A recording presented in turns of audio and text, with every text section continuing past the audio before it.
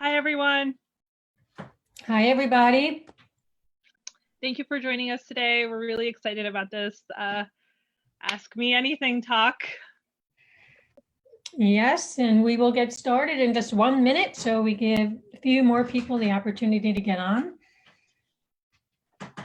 We appreciate your taking the time.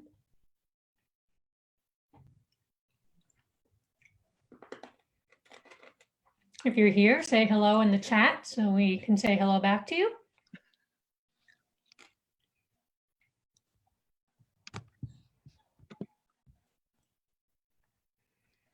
Okay, good afternoon, Teresa and Andrea.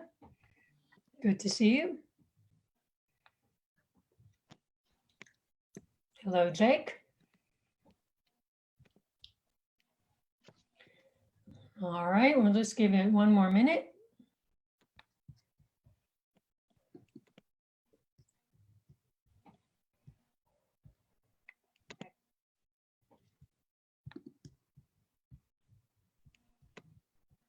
Hello, Tiara. Hello, Rita. Hello, Erin. Hey, everyone. And thanks to everyone who's watching. We really appreciate it, even if you're not commenting. All right, just 1 more minute. We will start at 1:03.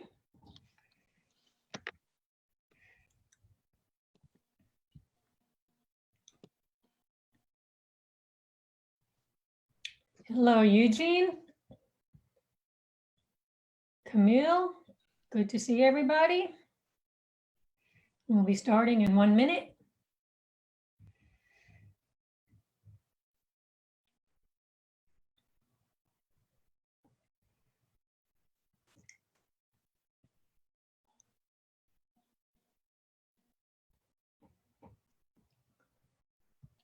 Okay. All right, let's get started. Can you hear me, Henal? I can. Hi, everyone. Great. Okay. Hello, everybody. Welcome, welcome, welcome. On this Giving Tuesday now, we welcome you to the Institute's Facebook Live, Ask Me Anything.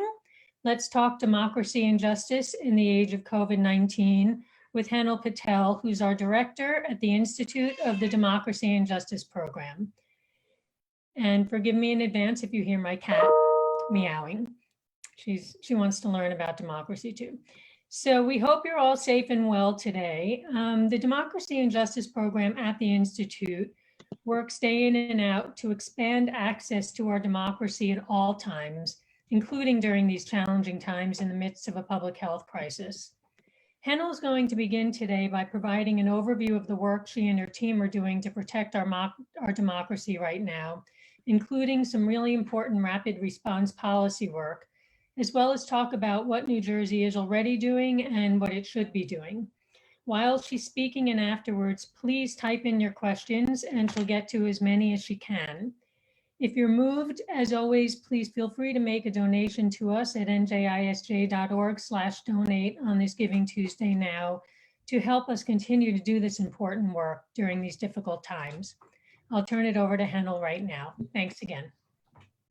Hi, everyone. As Laurie said, I'm the director of the Democracy and Justice Program at the New Jersey Institute of Social Justice. We're a relatively small but mighty team, both the Democracy and Justice Program and the Institute as a whole. I am so proud to be part of that team and the work we're doing. So as Laurie said, there's been a lot of things. It's a busy time. It's a busy time for everyone here around the country, and it's a troubling time, which is why we think it's so important to stay on top of things. And the foundational part of everything we're doing, everything around this thing, is making sure our government works, that making sure our government is representative of who we are as a country, as a state, here in New Jersey. So in order to do that, we need a functioning, flourishing democracy, and that's what our focus is, our goal is. So some of the work we've done in the last few years and the continuing work we do, we launched and lead the 1844 No More campaign, which is the campaign to restore voting rights to everyone with a criminal conviction in the state of New Jersey. That is an ongoing campaign. We really want to sever the tie between the criminal justice system and the electorate, as many other states have, Maine, Vermont, and many Western democracies. And we've had a big win on that end. In December, the governor signed a law that restored the voting rights to 83,000 people on probation and parole, which we were very happy about.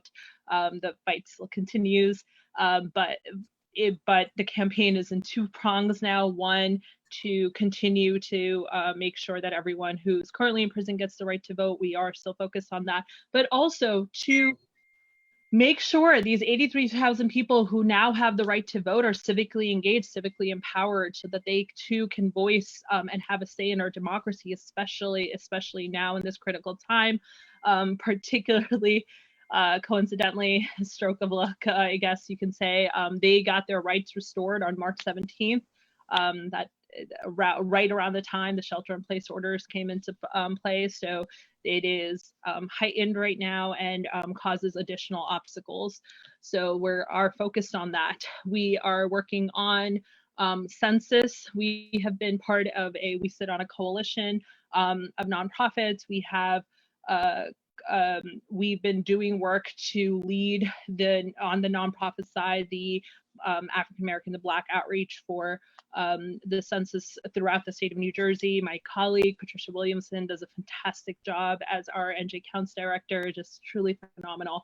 And that has posed a lot of challenges, especially right now. We had all of these plans. Patricia's been working so hard with so many of our partners with all of these plans on how to do outreach. As soon as the census was going to be, the census form was going to be at our mailboxes and the website was going to go live, how we were going to get as many people to respond as possible, do all of these events. And then COVID hit and they all had to be converted to doing more virtual outreach, to on the phone, however we can do this to make sure that the census people do respond to the census, because it's so critical. It's so critical right now to make sure that we are fully counted.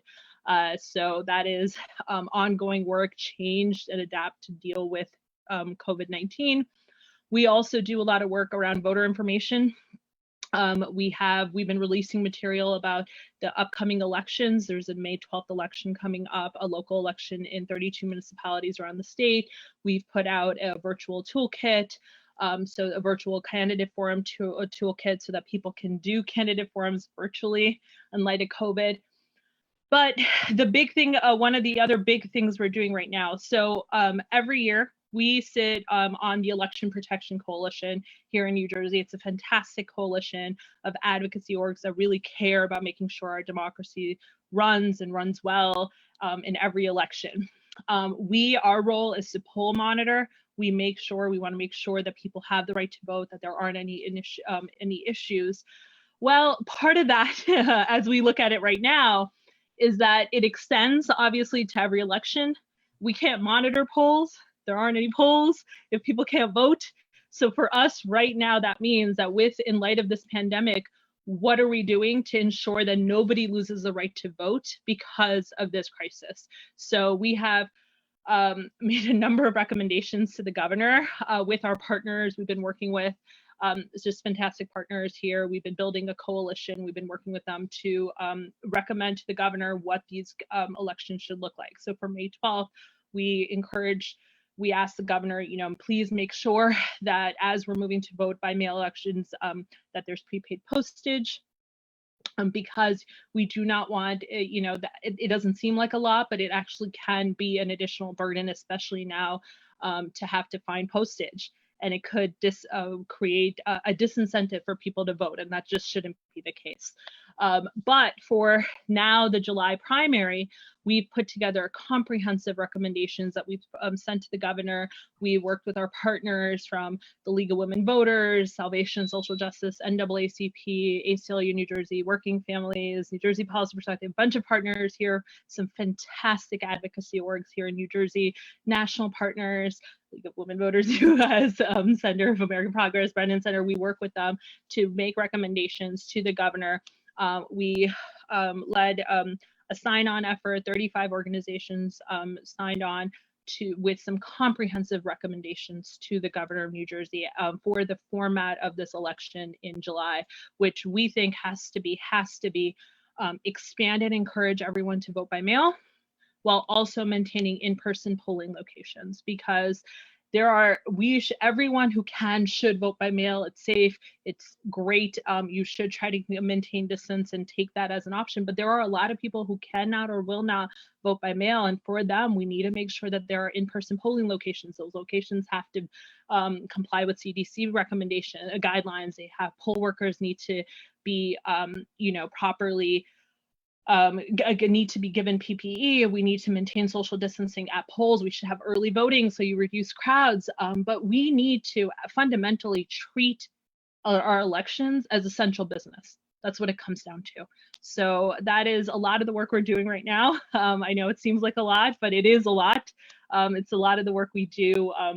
But I'm lucky to work with so many amazing people at the Institute, a lot of our partners that are fantastic, that we're so driven to get this stuff done. So there's a lot of uncertainty right now, but I'm glad to be able to do this type of work that's so important.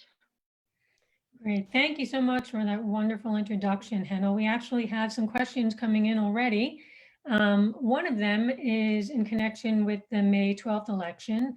Before I read that, I do want to say we apologize, everyone. We realize we have a little minor technical glitch that it was Henal's name is wrong on her Zoom box. So this is Henal Patel speaking, Henal Patel. It's not Teresa Brown, although Teresa, if you're listening. And I apologize for that. Okay, wonderful. So one question we have here is, if I haven't received my ballot for the May 12th election yet, which we know is coming up very soon, what should I do? Good question.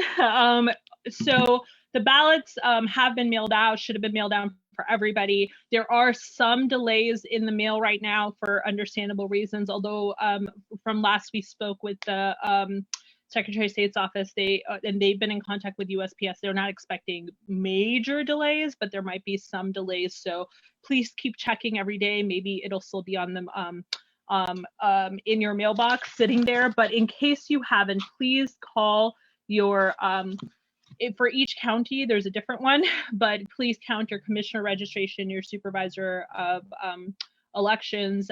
You can get that list at the Secretary of State's office. Your county, they're the ones who are sending you the ballot. Call them, say you haven't received it yet, and they will either send it to you, or you can figure out a time to go pick it up yourself. I know that's not ideal, but please take the chance. Make sure that your right to vote exists and that you do not lose it. Please take advantage of that and do everything you can to ensure that you actually vote. And we're going to try as hard as we can to make sure it's as easy as possible, but sometimes, unfortunately, it does require a little bit of work on your part to deal with these obstacles, even though it shouldn't.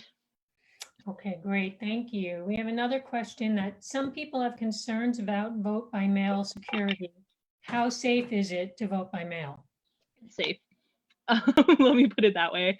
It's pretty safe. It's I know there's a lot of stuff happening right now. There is a national debate happening amidst all of this craziness, that there's a debate happening on whether we should have more vote by mail, whether we should have just in-person voting, whether we should do some sort of hybrid, however this stuff, and a lot of stuff gets thrown around. Vote by mail, for the most part, it's safe. You can track your ballot in New Jersey. Exercise your vote. The biggest thing is, if you exercise it, you can make sure that it's actually getting counted. It'll happen. There's a way to track your ballot online. You can call. And it's, USPS does a really good job. They really do make sure the ballots that you get the mail, they get where they need to be. But this is also why we think in-person voting needs to exist. There always are occasionally problems that happen. That's why you need to have the option to be able to go in person and vote provisionally if you have to. So that's why we want to ensure that we've been recommending that both systems are available. But if you're inclined to vote by mail, do it. Lots of people have been around the state. We were lucky that we've had expanded vote by mail over the last few years. More and more people are doing voting by mail, and it's they love it. It's working. So please don't stress out too much about it. If you put your ballot in the mail, it should be good. Great. We have a few questions about registration. Someone says, if I don't have a printer, how do I obtain a voter registration form? And that was from Kira, and Ron wants to know when we'll have online registration. Yeah, great questions. So voter registration is a challenge right now. It honestly is. We have so many partners who do just fantastic work year in, year out on voter registration. And we've been working with them in the last few months to encourage, like I mentioned earlier, 83,000 people got the right to vote. And we were really excited to try to get them all registered as soon as possible after March 17th. And then you might notice that there are no voter registration drives happening anywhere in the state for obvious, really good reasons, for the safety of everyone. So here we are. How do you register to vote? Well, you register to vote by getting a voter registration form and putting it in the mail. It does have prepaid postage. If you have the ability and you have a printer, please just download the form from the Secretary of State's website. It actually has them. All the counties are available. So whatever county you live in, just fill it out. Put it in the mail. There you go. If you don't have a printer, I don't have a working printer, so I understand completely. There's a lot of people who don't. You can call your county. They will send you a form. They will do that for you. I know, again, it is not instantaneous, which we really wish it could be. It does take a little bit of time. So I would call as soon as possible. You do not want to wait. We still have a 21-day registration deadline that before in any election, you have to have registered before 21 days of the election. Now that is going to pose some challenges right now. I understand that. So we have recommended, part of our recommendations to the governor has been, and to the legislative leadership has been, to relax the deadlines. They should be relaxed. Honestly, we should have same day, election day registration. A number of states already do. There's no reason we need this 21 day, but it's particularly ridiculous to have it this year when people are quarantining, when people are social distancing, when people are in hospitals. We shouldn't have arbitrary deadlines. So we have recommended relaxing those deadlines. But until we get news on that, they do exist. So I encourage everyone, if you aren't registered, call right now. So you can vote in July. Get that registration form. You're gonna have to wait for it in the mail, then put it in the mail. They'll get it, and you can be registered to vote. Online voter registration, great question. Why don't we have it? We are so close. You might have friends, family in other states in the country, or maybe you've just heard about it. Lots of states, most states have online voter registration. We were the 39th or the 40th state to get it.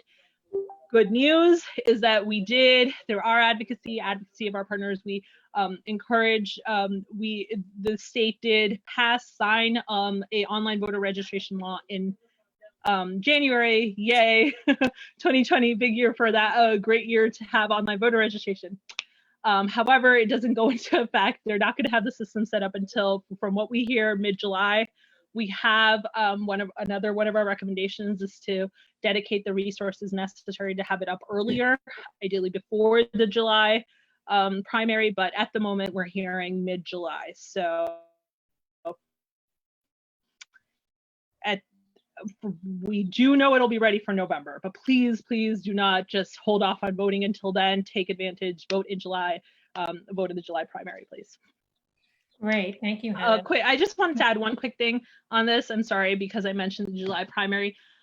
If you're following the news, much of the primary discussion is very much focused on the presidential election. And you might be one of the people going, hey, you know what? It seems like it's decided already, both of the Democratic side and the Republican side. So what's the point of having to vote in the primary? Great question. There's a lot of elections. There are a number of elections happening. We have congressional elections. There's a few in New Jersey that are actually are contested, are going to be important. Go vote in those. There are local elections. There's a number of mayoral, local, county level elections happening in November. Their primaries are also in July. It's really important to vote in them all. number of key elected position roles that are not president, and do so much and have so much power over our lives. So please vote in them. Great, thank you, Henal. We have a whole bunch more questions I'm going to get to. I'm going to pause for 1 second, though, just to make a pitch again that all this great work that Henal is doing and that our team is doing, we are working day and night during really difficult times to do our work to keep democracy robust. And it is a difficult time for nonprofits now, as I'm sure you can imagine. So if there's any way that you can make a donation to support our work, we would greatly appreciate it. You can go to njisj.org/donate. We know times are very difficult and challenging for people right now. So if it's something you can do, or even if it's just $1, every little bit helps. And we thank you for considering it. We know there are a lot of places that are asking you to donate right now. Okay, so with that, let me go to another question, which is the July primary going to be all vote by mail like the one on May 12th? Great question. We don't know yet. The governor has to make a decision. So the May election became all vote by mail when the governor signed Executive Order 105 back in March. The legislature then voted on it, and it's definitely vote by mail. July, there hasn't been a decision made. We are recommending that it's not just all vote by mail, that we need in-person polling places, maintaining CDC guidelines. Hopefully with it, we've also recommended early in-person voting so that we don't have crowds. It's important not to have crowds, but we are recommending that there's in-person voting with expanded vote by mail. Expanded vote by mail would be similar to the May 12th election, wherein the way we've recommended it, every voter gets a vote by mail ballot mailed to them in all relevant languages with prepaid postage. There shouldn't be additional barriers to being able to vote by mail. We should encourage everyone who can to vote by mail, but in-person polling places are necessary.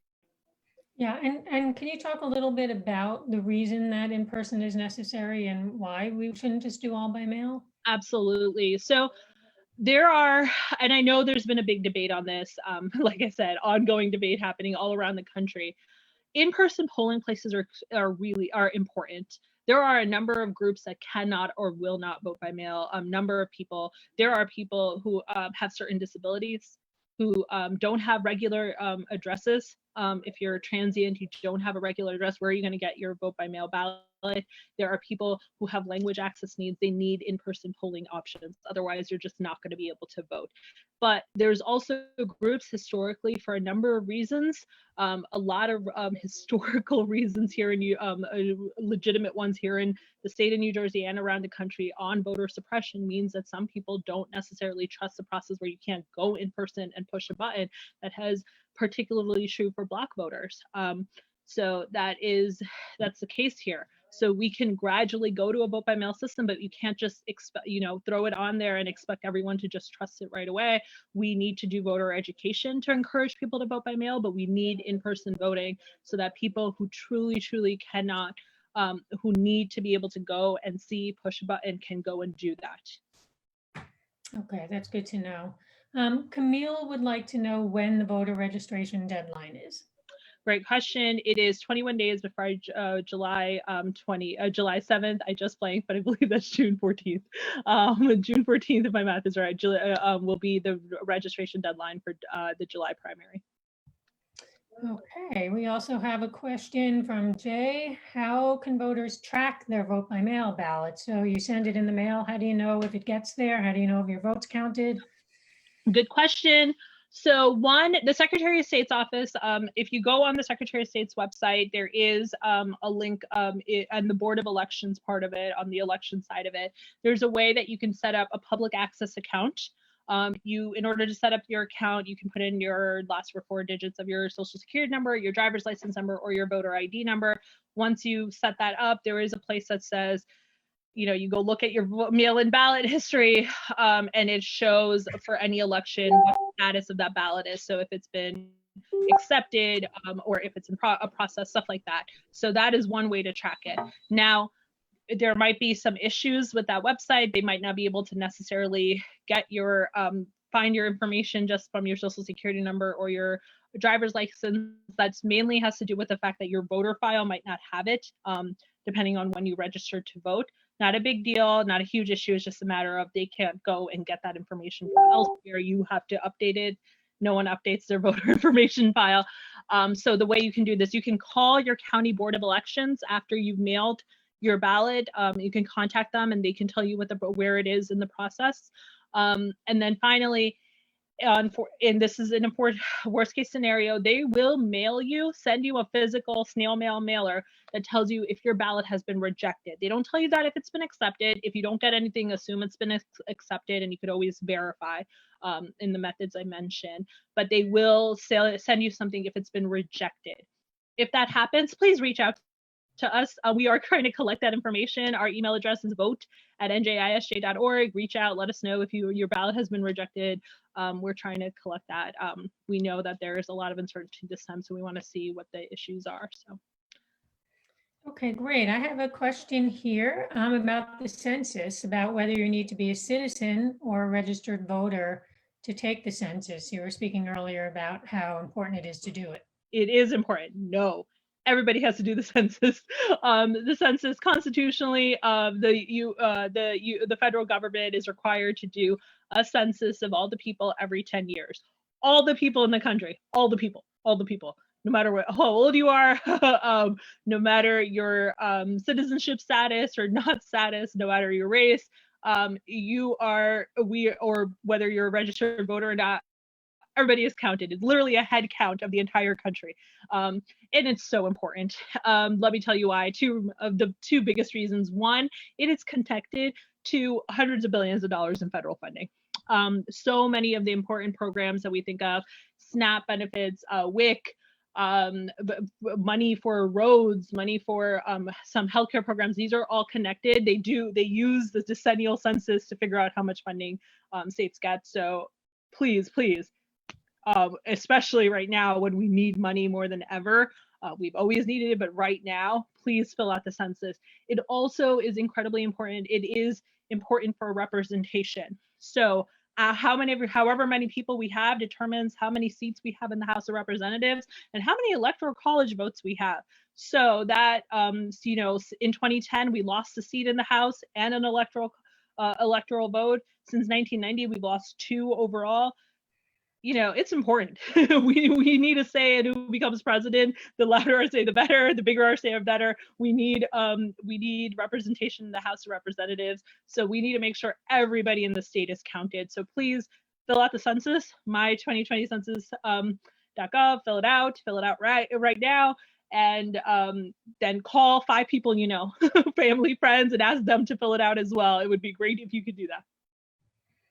Okay, and we have a bunch more for you. Next question is about in-person early voting. There are all these states, we always hear about early voting. What's the deal in New Jersey with early voting? How early can you do it? Where is it available? How do you do it? We don't have, I shouldn't say we don't have it. We don't have what a traditional early voting system right now would be. It's all under vote by mail. So you could, in New Jersey, putting aside COVID, right? Like if you were here right now, November in 2019, we had a major election. All of the seats in our assembly were up for election.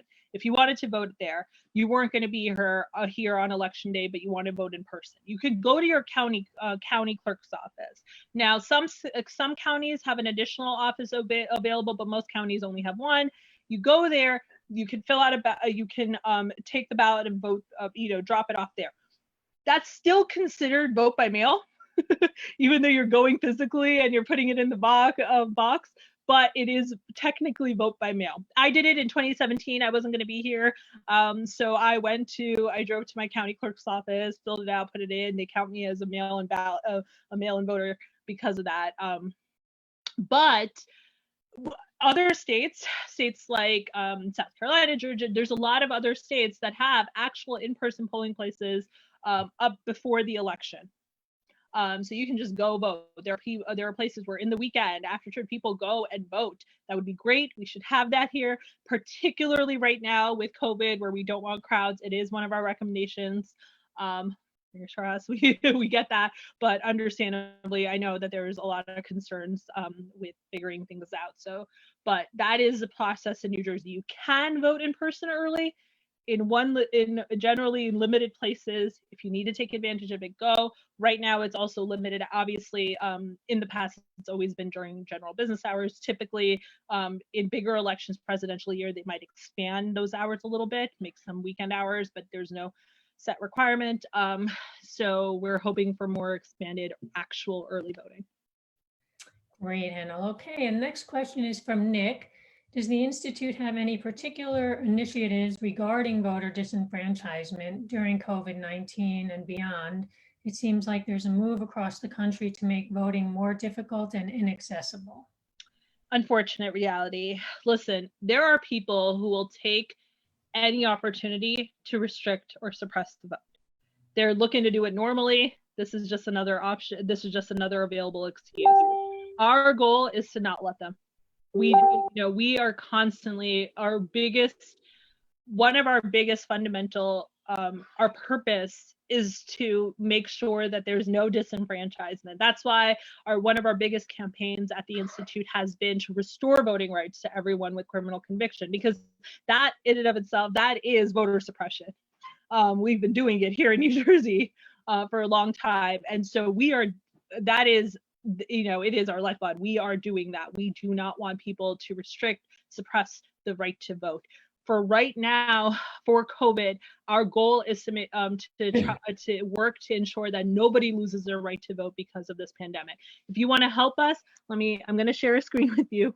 We actually, like I mentioned earlier, we did a sign-on letter to the governor with our recommendations with a number of orgs. We actually have a petition right now that everyone around the state, we encourage you to sign on to. We're going to send that as well to the administration, saying, look, this is how many people support this. I'm going to share, you can find it on our website, but I'm going to share with you right now what it looks like. Bear with me just one second.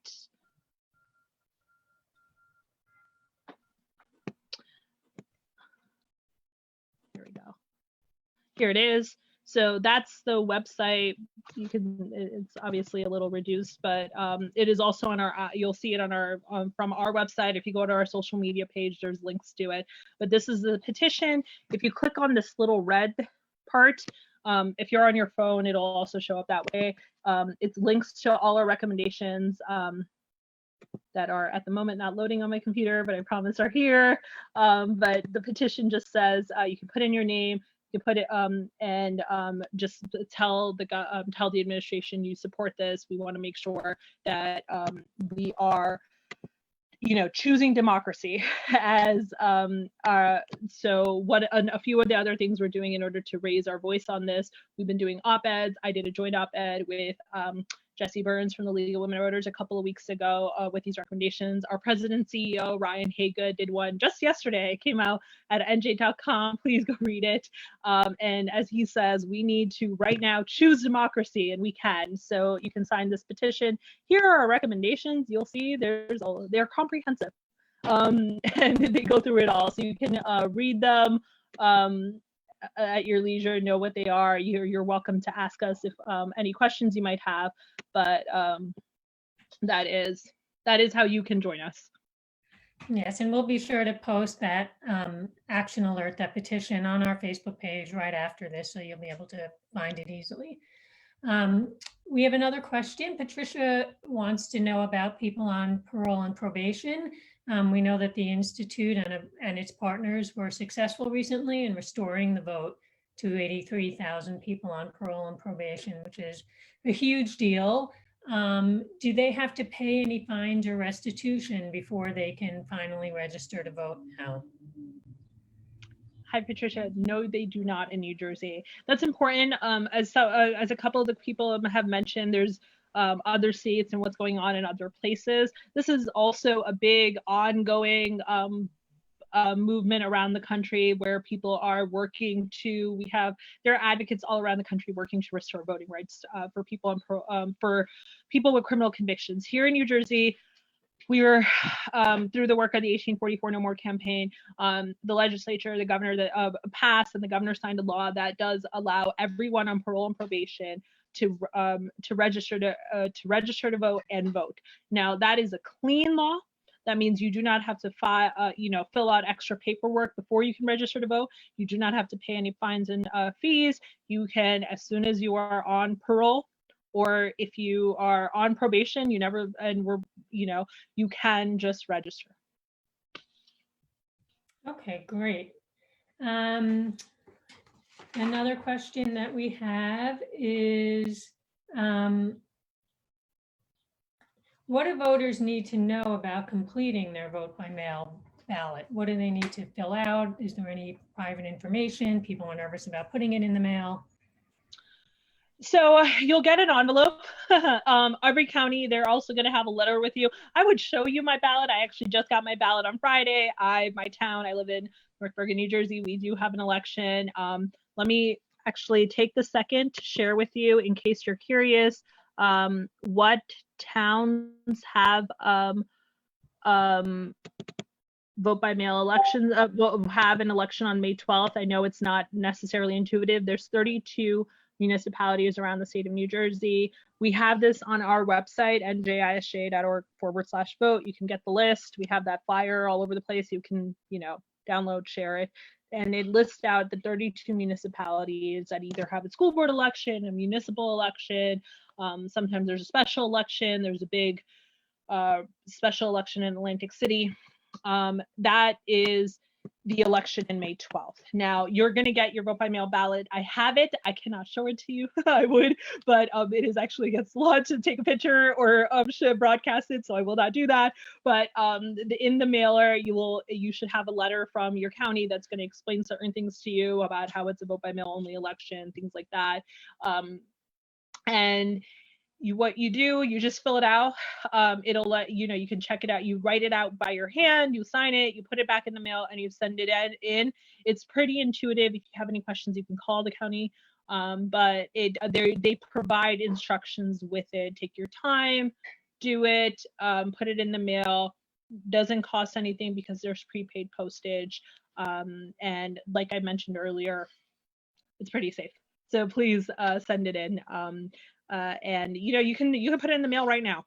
I plan to do it after this, but it is because the election's coming up in next week. So you can put it in the mail, they'll get it, it'll count. It's great. Okay, someone else wants to know, speaking of vote by mail, there were some changes in the law around vote by mail recently. How do you know whether you're just going to get a vote by mail ballot, or you need to sign up to get them, or whether you're just getting it in the next election or going forward forever? So good question. So the law as written last year would be that when you fill out a vote by mail application, you check the box. It lets you you can check a box that lets you just be vote by mail defaulted. So they'll send you a ballot all the time. You could also check the box saying one time only. If you are defaulted and want to change that, you can contact your clerk and fill out a form that lets you go back to voting in person.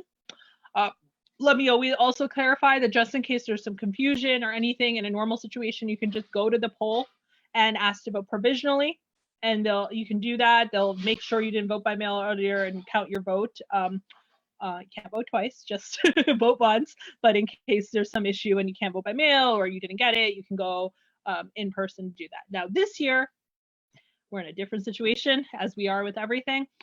For May 12th, they're sending a ballot to every registered voter. They are considering it when they send you the ballot. They're considering it as a one-time thing. You are not defaulted to vote by mail only from now on forever. You will get it. It is the situation. That is what we're recommending for July as well. Like I said, the decision hasn't been made, but we are recommending they send it to everybody. It would be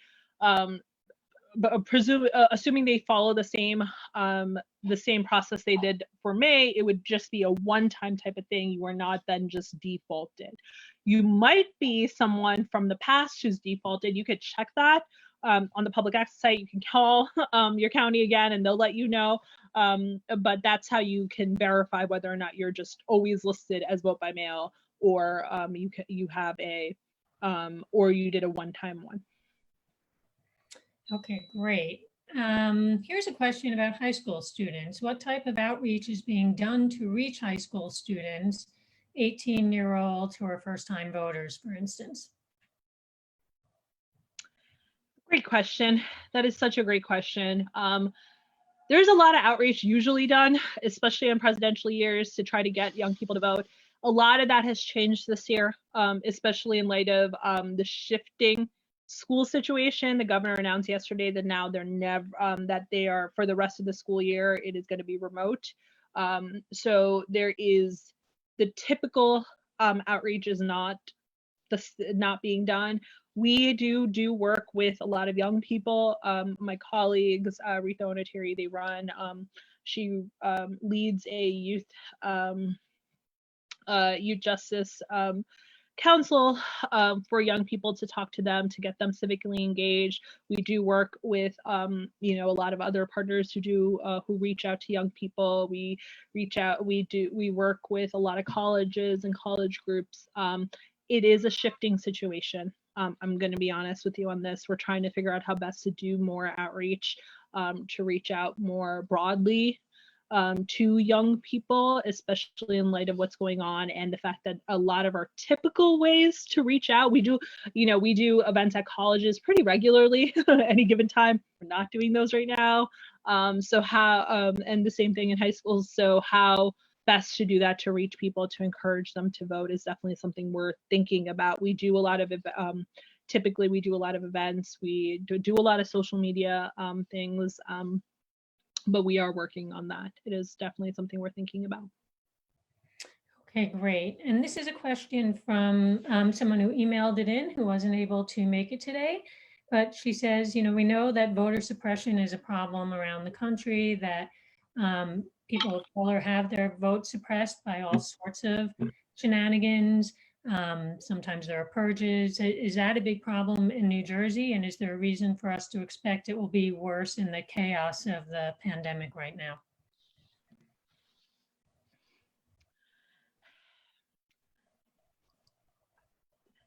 I want to be really careful how I answer this.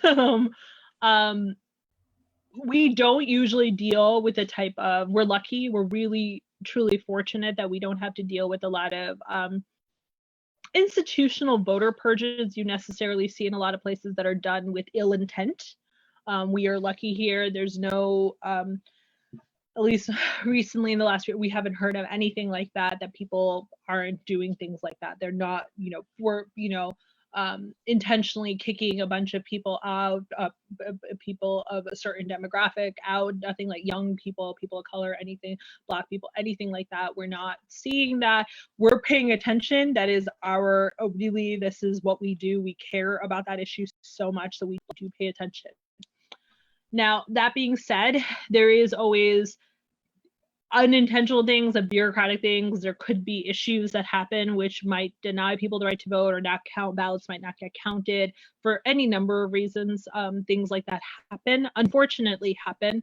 I don't want to I don't want to do predictions, but with the changes in the election this year, and there are so many changes, I wouldn't be surprised if there were more of that this year than we typically see in New Jersey. Unfortunate reality. We're already hearing certain things where on just a lot of confusion around the election. We've also recommended they do more voter education for this reason. Those types of things, confusion, can cause people can cause ballots, other issues where it's a unintentional type of voter suppression, but it does create certain levels of that. So like I said, I wouldn't be surprised if there's an uptick there. That is not ill-intentioned type of voter purging, typical voter suppression, but it could create issues. So that's why I wanted to encourage once again to make sure your right to vote is there, that you protect it too. We're doing all we can to protect it. And we will continue to do that. That is what we do here at the Institute, but we also want to encourage you to do that too, especially this year with all this confusion. Somebody else wrote in and said that they like to, I mean, it's really important to them to help get out the vote. They always do it for elections. They usually knock on doors. And how could people get out the vote now during this time where people are concerned about being around other people? Phone banking, texting, text banking, phone banking, text banking. You can email people. You can do. I'm going to share one more time something. My colleague Erin Green put together a really great virtual toolkit. This is something you might be able to do. You can do a virtual candidate forum. I'm going to do this in full screen mode so you can actually see it. This is a way to use social distancing, but encourage people to come. You can it lays down a bunch of steps, even has possible questions, emails to the candidates, emails to people in the community, voters, to come by. You can find this on our website and on our social media. And that's one way you can bridge the gap, because you know what? Elections rely on a lot of people like that. We always think of elections as like voter candidate, but in reality, there's a lot of people in the middle and a lot of them are exactly like people like you, who are doing the work of getting out the vote, who are encouraging people to do civic participation. We are the bridge between candidates and voters.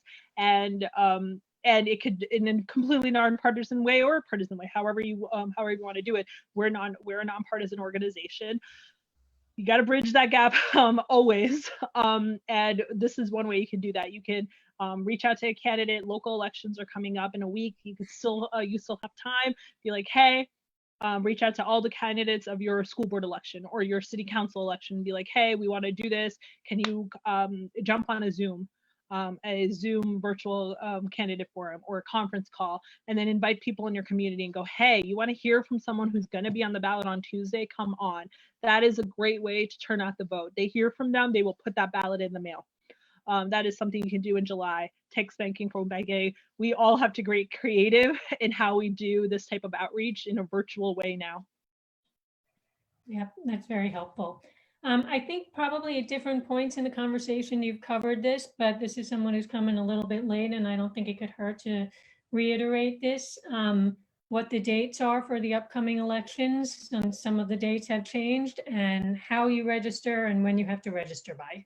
Great question. Okay, so first off, May 12th election, local election is next Tuesday. You should have received, if you are one of the 32 municipalities that have an election that day, you should have received your vote by mail ballot last week. Latest by today or tomorrow. You can call your county to get one just in case.